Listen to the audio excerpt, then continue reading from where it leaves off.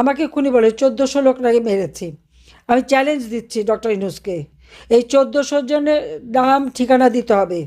বলেন আপনারা ১৪০০ নাম যে হত্যা করেছে নাম ঠিকানা দেন। জাতিসংঘে বলে দিল, জাতিসংঘ মানবাধিকার কমিশন সেই তথ্যটা বলে ফেললো।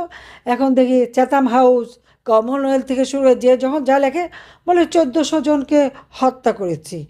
আমি প্রত্যেকের কাছে আমি জানতে চাই, আমি পুরো নাম ঠিকানা চাই, কোন ১৪০০ জনকে হত্যা করা হয়েছে।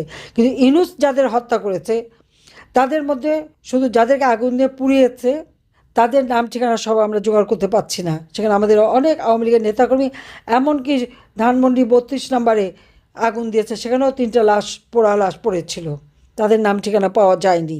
আর বেওয়ারিশ লাশ বিভিন্ন মানে কবরস্থানে যে বেওয়ারিশ লাশ মাটি দেওয়া হচ্ছে, সেটাও তো এই ১ বছরে তো হাজারের উপরে। নদীতে ভেসেই গেছে প্রায় ৫০০-৬০০ লাশ, সকলের হিসাবও পাওয়া যায়নি যে এরা কারা। ৭০ ভাগের কোনো নাম ঠিকানা পাওয়া যায়নি। সেগুলি ধরেও আজকে কত হাজার মানুষকে হত্যা করেছে ইউনূস মাত্র এই ১৫ মাসের মধ্যে। সেই জবাবটা কি দেবে? আমাদের ১৫ বছরের হিসাব নিচ্ছে।